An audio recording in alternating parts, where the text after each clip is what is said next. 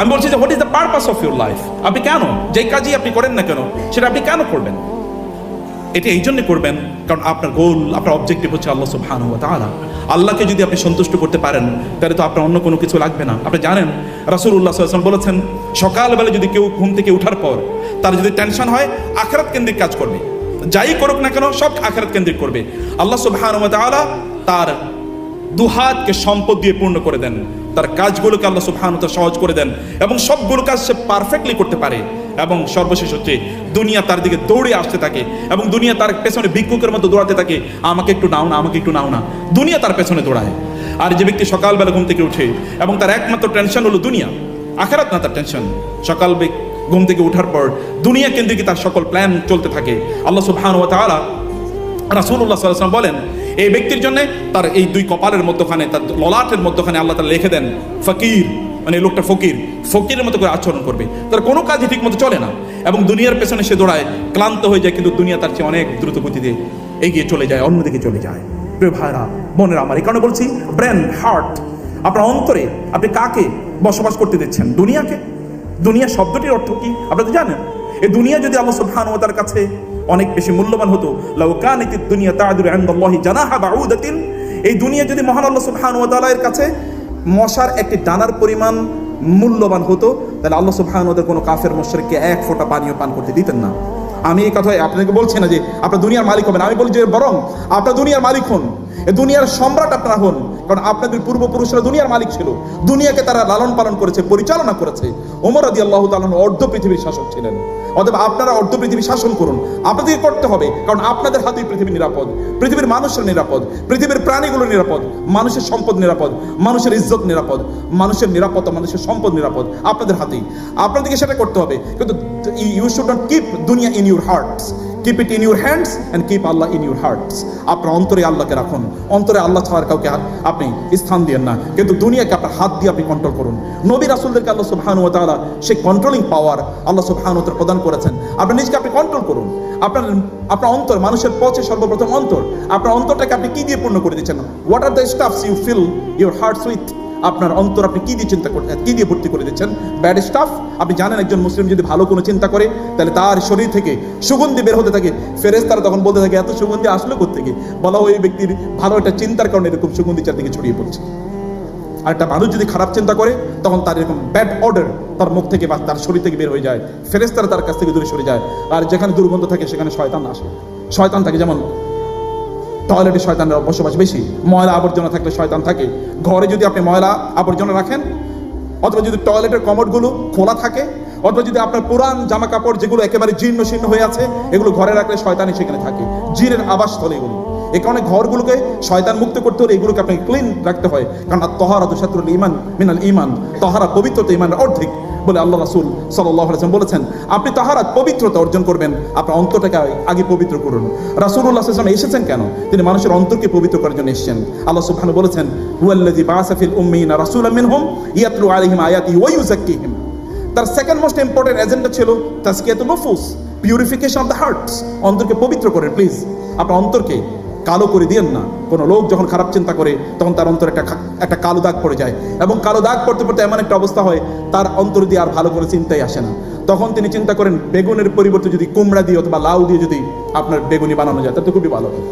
তখন তিনি চিন্তা করেন সমস্যা কি, এখন পেঁয়াজ দিয়ে আমাদের চলার দরকার নাই, এখন তো আমরা পেঁয়াজের পরিবর্তে আমি তো অন্য জিনিস, পেঁয়াজ ছাড়াই আমার রান্না বান্না হয়, এগুলো তার কাছে তখন প্রাইম ইস্যু, তখন ওগুলো অন্য কোনো কিছু তাকে এফেক্ট করে না। তখন তিনি অন্যান্য চিন্তা নিয়ে তিনি ব্যস্ত থাকেন, তিনি সব কিছু, সকল হারাম, সকল খারাপ এগুলোকে তার কাছে গ্লোরিফাইড মনে হয়, না খুবই ভালো জিনিস। দীর্ঘদিন পর্যন্ত এরকম কথা শুনি না, অনেকের নিশ্চয়ই কান্না আসতেছে না, আর এরকম কথা শুনি না কতদিন পর্যন্ত, পাগলিটার চেহারা দেখিনি কতদিন পর্যন্ত, কেমন হইল? প্রিয় ভাইরা এবং বোনেরা, আমি বলছি ভেতর থেকে নিজকে পরিশুদ্ধ করা। রমাদান আসে নিজকে ভেতর থেকে পরিশুদ্ধ করার জন্য। You should feel good. আপনার নিজের প্রতি আপনার রহম করা দরকার। আপনার কলবের উপর অত্যাচার করেন না প্লিজ, এটা আপনার দায়। আপনি কেন আপনার কলবটাকে নষ্ট করেন? কেন আপনি কষ্ট দিচ্ছেন আপনার কলবকে? কেন আপনার নিজকে আপনি জাহান্নামের উপযুক্ত করে তৈরি করছেন? আপনি কি জানেন না জাহান্নামের অবস্থা কি? আল্লাহ সুবহানাহু ওয়া তাআলা কি বলেন নাই জাহান্নামে কি হবে? জাহান্নামের লোকেরা কি অবস্থা, তাদেরকে সেখানে নিক্ষেপ করা হবে? আল্লাহ তাআলা কি বলেন নাই জাহান্নামের লোকদের অবস্থা কি হবে? প্রচন্ড মোটা হবে এবং তার দাঁতগুলো হবে এক একটা উহুদ পাহাড়ের মতো। দাঁত যদি উহুদ পাহাড়ের মতো হয় তাহলে তার কাঁধ এবং তার কান এর মধ্যে যতটুকু মানে এই কান এবং কাঁধের মধ্যে যতটুকু দূরত্ব থাকবে, আপনি প্রায় 70 বসন্ত পর্যন্ত যদি আপনি চলেন, তাহলে এতটুকু দূরত্ব আপনি অতিক্রম করতে পারবেন না। এত বিশাল দেহি হবে লোকেরা জাহান্নামে। শুধু কি তাই, দুই স্কন্ধের মধ্যখানে যেই ব্যবধান থাকবে, এই ব্যবধান রাসূল সাল্লাল্লাহু আলাইহি ওয়াসাল্লাম বলেছেন, একজন দ্রুতগামী ব্যক্তি তিনি যদি সুপারসনিক গতিতে তিনি যান, তাহলে তার কমপক্ষে 3 দিন লাগবে এই দূরত্ব অতিক্রম করার জন্য। এত বিশাল দেহ কেন তৈরি করে দেওয়া হবে এবং তাকে কি করা হবে? আল্লাহ সুবহানাহু ওয়া তাআলা বলেছেন, এই সকল ব্যক্তিকে উলকু ফিহা মাকানান দাইয়িকান, প্রচন্ড জীর্ণ শীর্ণ সংকীর্ণ জায়গায় তাদেরকে স্তূপ করে বস্তার মতো করে তাদেরকে সেখানে ছুড়ে ফেলা হবে। এবং শুধু তাই না, আল্লাহ সুবহানাহু ওয়া তাআলা বলেছেন, তাদেরকে সেখানে বেঁধে মুকাররানিন, বেঁধে সেখানে হাত পা বেঁধে তাদেরকে সেখানে ফেলা হবে। শুধু হাত পা বেঁধে না, তার গলায় শেকল থাকবে, তার পায়ে শেকল থাকবে, তার হাতে শেকল থাকবে। আপনি দেখেন না, পেছন থেকে তার নিচ থেকে হবে তার আগুনের বিছানা, এবং তার মানে ওপর থেকে থাকবে গাওয়াশ, এবং সেখানে থাকবে আগুনের ফুলকি থাকবে, কেবল আগুন চারদিকে। এগুলোকে আল্লাহ সুবহানাহু ওয়া তাআলা উল্লেখ করেছেন, ওয়ালাহুম মাকামিউ মিন হাদিদ, পাথর দিয়ে হাতুড়ি দিয়ে তাদেরকে পেটানো হবে, এবং তারা কেবল চিৎকার করতে থাকবে, ওয়াহুম ইয়াস্তারিখুনা ফিহা রব্বানা আখরিজনা মিনহা না'মাল সালিহা, তারা চিৎকার করে বলতে থাকবে, আল্লাহ বাঁচান বাঁচান, এখান থেকে আমাদেরকে রক্ষা করুন, এখান থেকে রক্ষা করুন। এবং তারা জাহান্নামের যে ফেরেশতা মালিককে লক্ষ্য করে বলবে, ইয়া মালিকু ইকতা আলাইনা রাব্বুক, আল্লাহকে একটু বলুন আমাদের বিষয়টা সাঙ্গপাঙ্গ করে দেওয়ার জন্য। আল্লাহকে বলুন ইউখাফফিফ আন্না ইয়াওমা মিনাল আযাব, আল্লাহকে বলুন আমরা তো শাস্তি পাচ্ছি, আমাদের জন্য শাস্তি কেবল একদিন অথবা আধা দিনের জন্য কেবল শাস্তির একটু লাঘব করুক, আমাদেরকে একটু রেস্ট। কুল্লামা নাদিরাত জুলুদুহুম বাদদালনাহুম জুলুদান গায়রাহা লিয়াযুকুল আযাব, আল্লাহ সুবহানাহু ওয়া তাআলা বলেছেন, এদের শাস্তি দেওয়া হবে এমন ভাবে যে তাদের চামড়াগুলো পড়ে যাবে। এই চামড়াগুলো পড়ে যাবে, যখনই চামড়া পড়ে যাবে পেছন থেকে অন্য চামড়া আবার গজিয়ে উঠবে, কারণ আপনি জানেন সেন্স কিন্তু চামড়ার মধ্যে আছে।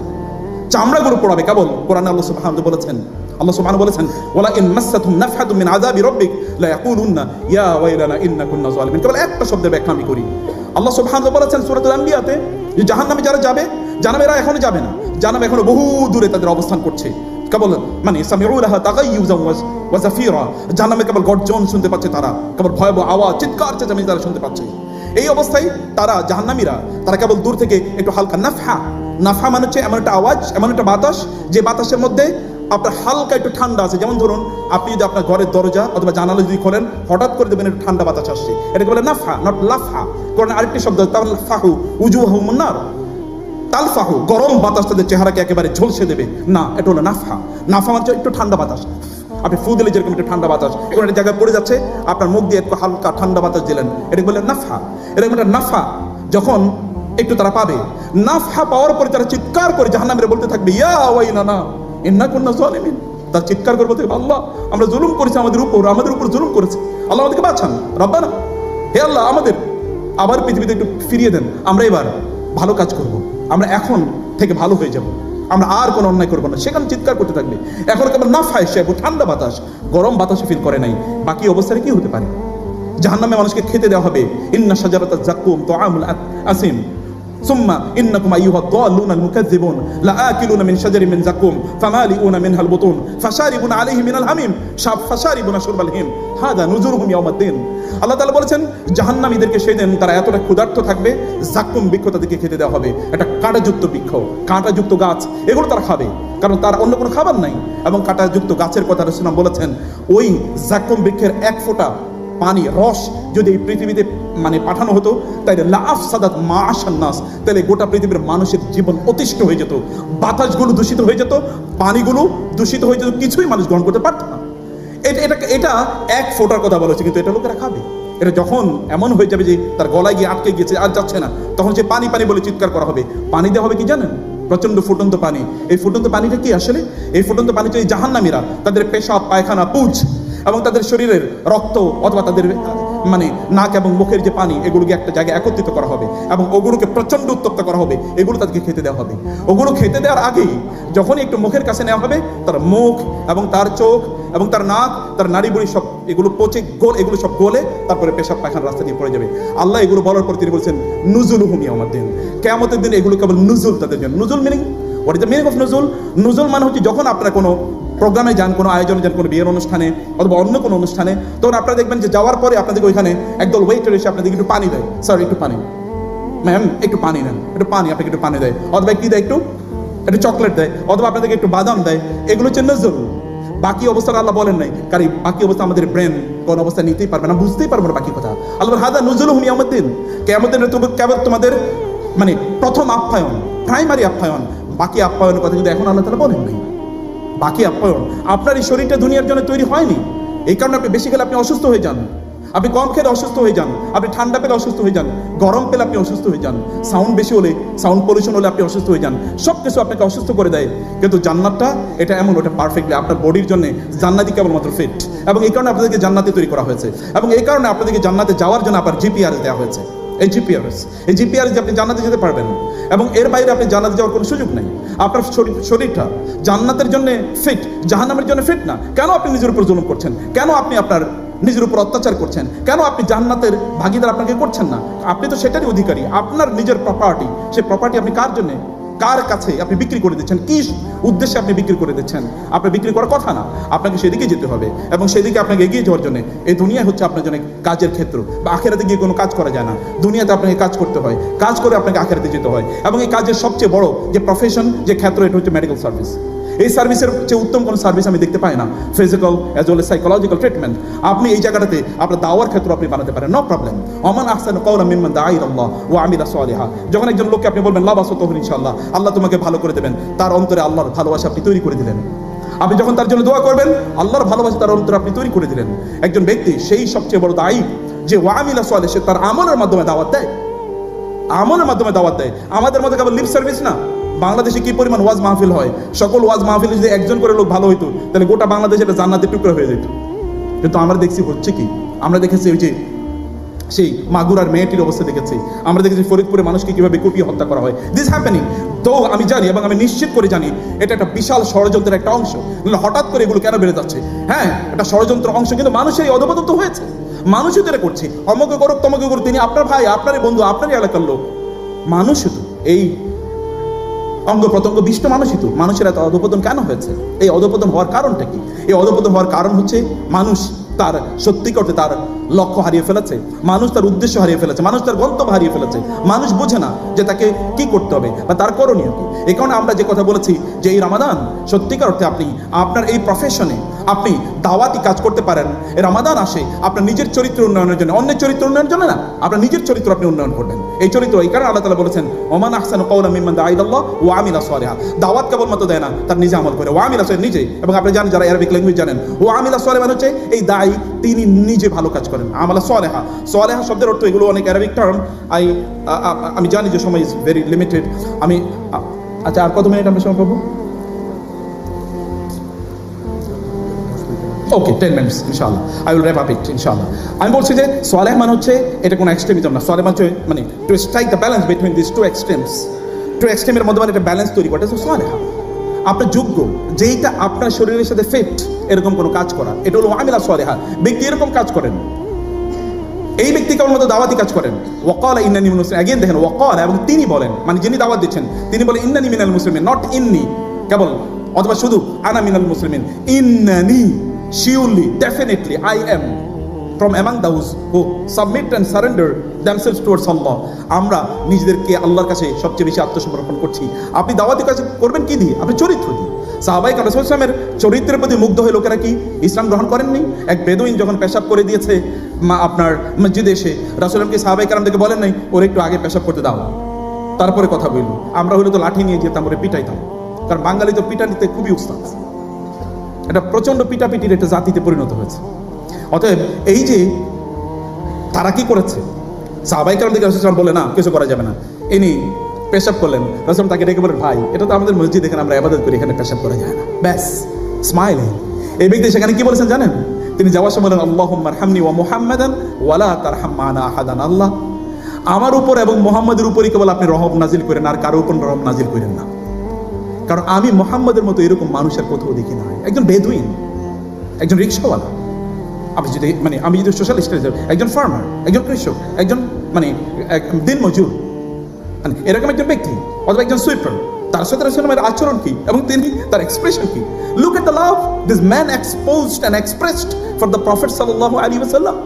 This is the beauty of the character. And আল্লাহ বলেছেন ওয়া ইন্নাকা লা আলা খুলুকিন আযীম, চরিত্রকে উন্নত করা, সংশোধন করা। এটা এই রমাদানে আপনার স্ত্রী যদি না বুঝে যে আপনার চরিত্র উন্নত হয়েছে কিনা, তাহলে আপনার এই দাওয়াতি কাজ করে লাভ নাই। তাহলে আপনার এই কাজ করলে আপনি স্ত্রী যদি দোয়া করে আল্লাহ এই ফেরাউনটা যেন বাসায় না আসে, অথবা আপনার স্বামী যদি পুরো দোয়া করে আমার বাসায় একটা লেডি ফেরাউন বসবাস করে। লেডি ফেরাউন তো আমাদের আছে না, লেডি ফেরাউন যেন আমার বাসায় একটা লেডি ফেরাউন বসবাস করে। এবং আল্লাহর কাছে দোয়া করে আল্লাহ, মানে এক লোক ওয়াজ করছিল, এখন পেছন থেকে একজন বৃদ্ধা মহিলা কাঁদতেছেন, তো এবং বৃদ্ধা মহিলা তাকে জিজ্ঞেস আপনি কাঁদছেন কেন? বলে আমার স্বামীর কথা মনে পড়ে। ও হ্যাঁ, আপনার স্বামী খুব ভালো মানুষ ছিল তাই না? বলে না, আমি তো ওই জন্য কাঁদি না। বলে কি? বলে আপনি যে বলছেন যে লোকেরা জান্নাতে যাবে তাদের স্ত্রীরা তাদের সাথে জান্নাতে থাকবে, এই লোকের সাথে আবার আমার জান্নাতে থাকা লাগবে, আমি তার সাথে আবার জান্নাতে থাকবে, এই টেনশনে আমি কাঁদতেছি। আমরা আমাদের নিজেদেরকে, এমনকি আমাদের ওয়াইফরা আমাদের সার্টিফিকেট দেখ, আমাদের স্বামীরা আমাদের সার্টিফিকেট দেখ, আমাদের বাবা আমাদের মায়েরা অথবা আমাদের ভাইয়েরা আমাদের বোনেরা আমাদের সন্তান আমাদের সার্টিফিকেট দেখ যে বাবা তুমি খুবই ভালো, তোমাকে আমি সিরিয়াসলি ফিল করি, অথবা তুমি অনেক ভালো হয়ে গেছো বাবা, তোমার তো অনেক পরিবর্তন দেখতে পাই।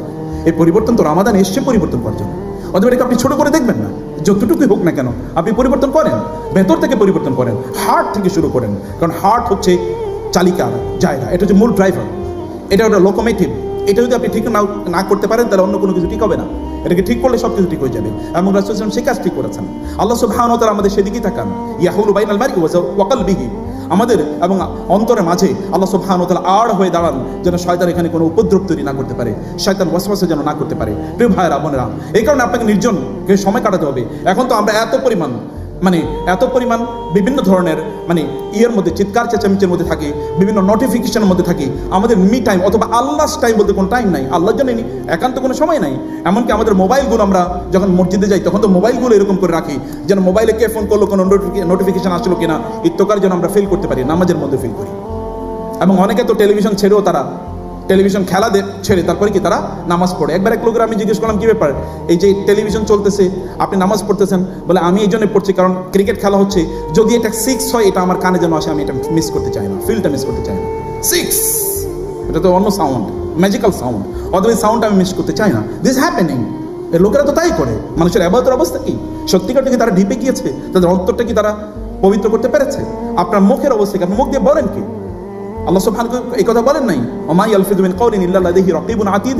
রাসূল সাল্লাল্লাহু আলাইহি ওয়াসাল্লাম এই কথা বলেন, আপনার প্রত্যেকটা শব্দের জন্য আপনি হয় জান্নাতে যাবেন অথবা জাহান্নামে যাবেন, এটা আলটিমেটলি ডিটারমিনিং ফ্যাক্টর হয়ে যাবে। আপনি কি বলেন? রাসূল সাল্লাল্লাহু আলাইহি ওয়াসাল্লাম এই কথা বলেন নাই, কোন একজন ব্যক্তি তিনি যদি অন্য কোনো মুসলমানের ব্যাপারে এমন কোনো কথা বলে যেই চরিত্রটি তার মধ্যে নাই, অথবা তার বিশুদ্ধগার করে, তার গীবত করে, তার নামিমা করে, তার শিকায়াত করে, তার বিরুদ্ধে মিথ্যা অভিযোগ আনে, তাহলে কিয়ামতের দিন এই ব্যক্তিকে আল্লাহ সুবহানাহু ওয়া তাআলা রাদগাতুল খাবাল খাওয়াবেন। সাহাবায়ে কেরামরা বললেন রাদগাতুল খাবাল কি? রাসূলুল্লাহ বললেন এটা হচ্ছে ওসারাতু আহলিন নার, জাহান্নামীদের তাদের শরীর থেকে যে রসকস বের হবে, রসকস কত জায়গায় দিয়ে বের হবে চিন্তা করে দেখেন, নাক দিয়ে বের হবে, পেশাব পায়খানা রাস্তা দিয়ে বের হবে, এগুলো যা বের হবে এগুলো একটা জায়গায় গিয়ে একত্রিত করা হবে, এগুলোকে আগের মতো করে উত্তপ্ত করা হবে এবং এগুলো তাদেরকে খেতে দেওয়া হবে। এটা হচ্ছে পানিশমেন্ট। আপনার মুখটাকে আপনি নিয়ন্ত্রণ করতে পারছেন? আপনার মুখ ইউর পার্সোনালিটি, আপনার মুখ দিয়ে বের হয় কি? কিছু লোক আছে মুখ যদি খোলে তাহলে শেষ, যতক্ষণ মুখ বন্ধ করে রাখে ততক্ষণই ভালো। অথবা মুখটাকে বন্ধ করে রাখুন, অথবা ভালো কথা বলুন। আপনার কান দিয়ে আপনি শোনেন কি? আপনি কান দিয়ে শোনেন কি? কানটাকে কি কাজে অভ্যস্ত করেছেন? সিনেমা, নাটক, গান, বাদ্য এগুলো, নাকি ভালো কথা? আপনি রামাদান তো কোরআনের মাস, আপনার কোরআনের সাথে সম্পর্ক কতটুকু তৈরি হয়েছে? কোরআনকে এই জন্য আসেনি, কোরআনকে আপনার জন্য জিপিএস হয়েছে না জান্নাতে যাওয়ার? কোরআনের সাথে আপনার রিলেশন তৈরি হয়েছে কিনা? কোরআন ছাড়া আপনি কিভাবে আল্লাহর সাথে রিলেশন তৈরি করবেন? আপনি কতটুকু কোরআন পড়েছেন? কোরআন কি? কোরআন the spoken words of your creator, আপনার রবের কথা, রাসাইলু মির রাব্বিকুম, আপনার রবের পক্ষ থেকে আগত চিঠি। এই চিঠিকে আপনি পড়েছেন, ধরেছেন? এই চিঠির প্রতি আপনার ভালোবাসা কতটুকু? এই চিঠির প্রতি এই পৃথিবীর পাষাণ হৃদয়গুলোকে চিঠিকে পড়েই তারপরে তারা তাদের হৃদয়কে মোমের মতো গলিয়ে দিয়েছে না? ওমর রাদিয়াল্লাহু কথা চিন্তা করে দেখেন, জুবাইর ইবনে মুতাইমের কথা চিন্তা করে দেখেন, এমনকি মক্কার কাফের এবং মুশরিকরা তারা রাতের বেলা গভীর অন্ধকারে তারা গিয়ে কোরআন শুনতো, এরা কাফের এবং মুশরিক। আর আপনি মুসলমান, you claim yourself to be believers but still you don't listen to the recitation of the Holy Quran. তারা কোন ছুতায় রাসূলের কাছে যেত তার কথাগুলো কোরআনের তেলাওয়াত শোনার জন্য, অথচ বিরোধিতা করছে তারা শোনার জন্য যেত দিনের আলোতে রাতের অন্ধকারে। আর আমরা দিনের আলোতেও না রাতের অন্ধকারেও না, কোন নোহয়ের উইথ দি কোরআন, কোথাও কোরআনের সাথে আমাদের কোনো সম্পর্ক নাই। কোরআন না পড়ি না কোরআন বুঝি। কোরআন যদি আপনি না পড়েন তাহলে আপনি বারাকা কিভাবে পাবেন? আপনি কোরআন পড়েই দেখেন আপনার বারাকা কিভাবে, আল্লাহ তাআলা রহমত দিয়ে কিভাবে ঘিরে রাখেন। লাআল্লাকুম তুরহামুন, তোমরা রহম পাবে। কোরআন তেলাওয়াত করে, কোরআন পড়েই দেখেন রহম পান কিনা। আচ্ছা, এটা সেই by your, this is the commitment, the promise of your creator. আল্লাহ বলেছেন এই কথা। কোরআনের সাথে আপনার রিলেশনটা তৈরি করা দরকার। কোরআন পড়ুন। কোরআন পড়া ছাড়া আপনার কোনো উপায় নাই, কোনো উপায় নাই। যেদিন সব কিছু অন্ধকারাচ্ছন্ন হবে, সেদিন আপনি একেবারে কবর থেকে শুরু করে অন্ধকার যে শুরু হবে, পুল সিরাত পর্যন্ত অন্ধকার। এবং আপনি জানেন জাহান্নামের আগুনের অন্ধকার, রাসূল ইসলাম বলেছেন আল্লাহ তাআলা জাহান্নামের আগুনকে 1000 বছর পুড়িয়েছেন প্রথমে, এরপরে এটা লাল বর্ণ ধারণ করেছে, এরপরে 1000 বছর পুড়িয়েছেন, এটা সাদা বর্ণ ধারণ করেছে, তারপরে 1000 বছর পুড়িয়েছেন, এরপরে জাহান্নামের আগুনটি এখন কালো বর্ণ ধারণ করেছে। জাহান্নাম আগুন কবর থেকে শুরু করে হাসর আগুন, জাহান্নাম এটা অন্ধকারাচ্ছন্ন, আবার হাসর অন্ধকারাচ্ছন্ন, পুল সিরাত অন্ধকারাচ্ছন্ন, এরপরে আপনার সবকিছু আপনার অন্ধকারাচ্ছন্ন, আপনার কবর অন্ধকারাচ্ছন্ন। তাহলে করবেন কি? এখানে তো আপনার আলো লাগবে। আলো আসবে কোথা থেকে? কদ জাআকুম মিনাল্লাহি নূরুন ওয়া কিতাবুন মুবিন। আল্লাহর পক্ষ থেকে তোমাদের জন্য নূর এসেছে, আলো এসেছে। এই আলো যেদিন আপনার সব ঠিক প্রয়োজন, সেদিন আপনি এই আলো মেনটেন করতে হবে। আপনার পিতামাতার প্রতি আপনি কি কোনো দায়িত্ব পালন করবেন না? আপনার পিতামাতার জন্য সবচেয়ে বড় সার্ভিসটা আপনি যা দিতে পারেন, তো কামিং টু দিস কোরআন। কিয়ামতের দিন আল্লাহ তাআলা আপনার পিতামাতাকে ডাকবেন এবং তাকে বিশাল বড় মুকুট পরিয়ে দেবেন, সম্রাটদের রানীদের মুকুট তাকে পরিয়ে দেওয়া হবে পিতামাতাকে। এবং তারা বলবেন যে এটা কেন? বলবেন যে তোমার সন্তান যে কোরআন পড়তো, এই কারণে তোমাকে মুকুট পরিয়ে দেওয়া হলো। এবং এক একটা মুকুটে যেই মণিমুক্তা থাকবে, এই মণিমুক্তা দিয়ে গোটা পৃথিবীর সকল সম্পদ বিক্রি করা হয়, একটা মণিমুক্তা কেনার মতো সামর্থ্য হবে না। আপনার পিতামাতাকে আলখেল্লা পরিয়ে দেওয়া হবে, গাউন পরিয়ে দেওয়া হবে। আপনারা ডক্টররা যেরকম গাউন, আলাদা গাউন পড়েন, অথবা যারা লয়াররা গাউন, অথবা ইউনিভার্সিটির প্রফেসর, অথবা যারা খতিব অথবা ইসলামিক লেকচারার, তারা যেরকম গাউন পড়ে, এরকম গাউন পরিয়ে দেওয়া হবে। এবং এই গাউনগুলো থাকবে মণিমুক্তা খচিত। বলা হবে কেন? বলা হবে যে এই জন্যে যে তোমার সন্তান কোরআন পড়তো। আপনি আপনার পিতামাতার প্রতি এইটুকু সার্ভিস দেবেন না? আপনি কোরআন পড়েন, আপনার সন্তানরা কোরআন পড়বে কোত্থেকে? যেদিন কেউ আপনার সুপারিশ করার মতো কেউ থাকবে না, সেদিন কোরআন আপনার জন্য সুপারিশ করবে। আল্লাহকে বলবে, আল্লাহ ও তো কোরআন পড়তো, ইন্নী আসহারতুহু আল-লাইল ওয়া আজমামতুহু আন-নাহার। আল্লাহ আমি তাকে রাতে ঘুমাতে দেই নাই, দিনে তাকে আমি দিনে তাকে অন্য কাজ থেকে বিরত রেখে আমি আমার দিকে আপনার কিতাব পড়ার জন্য আমি তাকে উদ্বুদ্ধ করেছি। আল্লাহ এই যে কাজটা করেছে, এই কারণে আমি আজকে তাকে জাহান্নামে যেতে দেবো না, আমি যেতে দেবো। এবং জাহান্নামে যেতে দেবে না, কোরআন ব্যারিয়ার পেয়ে দাঁড়াবে রাজুলি সাহেব, শক্তিশালী যুবকের মতো করে। এবং আপনাকে এই শক্তিশালী যুবক, এরা শক্তিশালী যুবকের আকৃতি নিয়ে এই কোরআন আপনাকে পুল সিরাত পার করে আপনাকে জান্নাতের দিকে নিয়ে যাবে। সেই কোরআনের কাছে আপনি আসবেন না? এই কোরআন তো আপনার জন্য, ফিহি যিকরুকুম, কোরআন আপনার কথা বলেছে। কোন নভেল, উপন্যাস, কোন রবীন্দ্রনাথের, শেক্সপিয়ারের অথবা হুমায়ুন আহমেদের কবিতা, গল্প আপনি পড়বেন, মাসুদ রানা সিরিজ পড়বেন, ওখানে আপনার বক্তব্য তো নাই, ওগুলো সব মিথ্যা বক্তব্য। আপনাকে তো কোরআনের কাছে আসতে হবে। কোরআনে আপনার রিয়েল স্টোরি আছে, আপনার বক্তব্য, ফিহি যিকরুকুম, এখানে তোমাদের কথা আছে। আপনি কোরআনের কাছে আসবেন না? আপনার অন্তরকে আপনি কোরআনের ফিল্টারিং আপনাকে শেখাতে হবে। আপনার ইমানকে পরীক্ষা করতে হবে কোরআনের কাছে এসে, আপনার ইমান আছে কিনা বা ইমান কতটা শক্তিশালী। Come to the Quran. If you love the Quran, then ইমান is there in your heart. আপনি যদি কোরআনকে ভালোবাসতে পারেন, তাহলে বুঝবেন যে আপনার কাছে ইমান আছে। এবং ইমানের স্বাদ পেতে হলে আপনাকে কোরআন পড়তে হবে, কোরআন তেলাওয়াত করতে হবে। রাতের বেলা আপনাকে নামাজ আদায় করতে হবে লম্বা কোরআন তেলাওয়াতের মাধ্যমে। আল্লাহ রাসূল যার উপর কোরআন নাজিল হয়েছে, তিনি কোরআন তেলাওয়াত শুধু করতেন না, কোরআন তেলাওয়াত তিনি শুনতেন। এবং সাহাবায়ে কেরাম তিনি বলতেন একটু পড়ো। কোরআন তেলাওয়াত করতে গিয়ে তিনি কাঁদতেন। ইন তুআযিবহুম ফাইন্নাহুম ইবাদুক ওয়া ইন তাগফির লাহুম ফাইন্নাকা আনতাল আজিজুর রাহিম। হে আল্লাহ, আপনি যদি তাদেরকে শাস্তি দেন তাহলে তো এরা আপনারই বান্দা, আর যদি আপনি তাদেরকে ক্ষমা করে দেন তাহলে আপনি ক্ষমা করা ছাড়া আর কি আছে? এই আয়াত তেলাওয়াত করে তিনি এরপরে বলেন আল্লাহুম্মা উম্মতি আল্লাহুম্মা উম্মতি আল্লাহুম্মা উম্মতি, হে আল্লাহ আমার উম্মতকে ক্ষমা করে দাও, আমার উম্মতকে ক্ষমা করে দাও। এটা বলে তিনি কাঁদছেন। রাতের বেলা নামাজ আদায় করে তিনি কাঁদছেন। বেলাল এসে বলেন, ইয়া রাসূলুল্লাহ আপনি এত কাঁদছেন কেন? তিনি বলেন, আজকে এমন একটা আয়াত নাজিল হয়েছে যে আয়াতটি আমার উম্মার জন্য, তারা যদি এই আয়াত নিয়ে চিন্তা না করে তাহলে তো তাদের খুব বিপদ হবে। আমি এই জন্য কাঁদছি। ভাইরা, কোরআন পড়ে নবী কাঁদছেন। কোরআন না আসলে তিনি পেরেশান হয়ে যান। কোরআন তেলাওয়াত করে তিনি তার অন্তরকে প্রশান্ত করেন। আর আপনি এবং আমি কোরআনের কাছে না আসলে অন্তরকে কিভাবে প্রশান্ত করব? কিভাবে আমাদের জীবনকে আমরা তৈরি করব? আমাদের জীবনকে তৈরি করা দরকার। আমরা যেন সত্যিকার অর্থে ভেতর থেকে ভালো মানুষ হই। আমরা যেন আমাদের জীবনটাকে সত্যিকার অর্থে পরিবর্তন করি। আপনার নিজকে আপনি চিন্তা করুন, দাঁড়ান এবং দেখেন যে আপনার পরিবর্তিত হচ্ছে কিনা। এতদিনে কতটুকু পরিবর্তন হয়েছে? যদি পরিবর্তন না হয় তাহলে এখন সিদ্ধান্ত নেন আপনি পরিবর্তন করবেন আপনার নিজকে, এবং আপনার নিজের ছায়ায়, নিজের ছোঁয়ায়, স্পর্শে এসে অন্যান্য লোকেরা পরিবর্তিত হয়ে যাবে। আপনার জীবনকে আপনার করবেন এমনভাবে, ইন্না সলাতি ওয়া নুসুকি ওয়া মাহইয়ায়া ওয়া মামাতি লিল্লাহি রাব্বিল আলামিন। আমার জীবন, আমার মরণ, আমার কোরবানি এবং আমার নামাজ সব আল্লাহর জন্য। আমাদের এই প্রফেশনটা হোক আল্লাহ তাআলার জন্য, এবং আমরা যেন আমাদের কার্যকলাপগুলোকে কেবল আল্লাহর জন্য করতে পারি। আমরা যেন সুপ্রিমলি গুড হিউম্যান বিং যেন আমরা হতে পারি। সবচেয়ে ভালো মানুষ যেন হতে পারি, ফিল যেন আমাদের আশপাশের লোকের যেন সবার আগে করে, সবার আগে যেন আমাদের আশপাশের লোকেরা করে। আমরা সবচেয়ে বেশি জুলুম করি আশপাশের লোকদের উপর, আমাদের নিজেদের লোকজনের উপর, তাদের উপর যেন আমরা জুলুম না করি, বরং তাদের কাছে আগে ভালো মানুষ চলে এসেছেন। আমি তো ভাইয়ের মধ্যে চলে এসে এর সামনে হয়তো কথাবার্তা বলেছি, মাফ করে দেন প্লিজ, এবং আপনাদেরকে যদি হার্ট করে থাকি তাহলে ক্ষমা করে দেবেন, আর আমি যদি ইমোশনাল হয়ে থাকি তাহলে মাফ করে দেবেন। I love Islam, I love my Creator, I love my Islam, I love my Quran, and I love you also for the sake of Allah. হে আল্লাহ, তুমি আমাদের আজকের আয়োজনটাকে কবুল করে নাও এবং এর মাধ্যমে সমগ্র বাংলাদেশ ইসলামের বার্তা তুমি পৌঁছে দেওয়ার মতো এই আয়োজনগুলোকে অব্যাহত রাখার তৌফিক দান করো আল্লাহ। যাদের হাতে এই দেশ নিরাপদ থাকবে আল্লাহ, তুমি তাদের হাতে এই দেশের দায়িত্ব দাও। এই দেশকে যারা ভালোবাসে এরকম মানুষের হাতে এই দেশের দায়িত্ব দিও। যারা জুলুম করবে না, আমানতের খেয়ানত করবে না, এমন মানুষের হাতে তুমি আমাদের দায়িত্ব দিও আল্লাহ। আল্লাহ, তুমি আমাদের উপর এমন মানুষকে দায়িত্ব দিও না যারা আমাদের উপর জুলুম করবে, আমাদের উপর রহম করবে না, অনুগ্রহ করবে না। এরকম মানুষের উপর এরকম মানুষকে আমাদের দায়িত্ব দিও না। এই জমিনটা এটা ইসলামের জন্য তুমি কবুল করে নাও আল্লাহ, তোমার দিনের জন্য জমিনটা কবুল করে নাও আল্লাহ। চারিদিকে শত্রু বেষ্টিত, কিন্তু এই জায়গায় যেহেতু 90% মানুষ তুমি মুসলমান বানাইছো আল্লাহ, এই জায়গাটাকে তোমার নিজের তত্ত্বাবধানে তুমি রেখে দাও এবং ফেরেশতাদেরকে দিয়ে তুমি এটাকে প্রোটেকশন প্রদান করো আল্লাহ। আল্লাহুম্মা আমিন।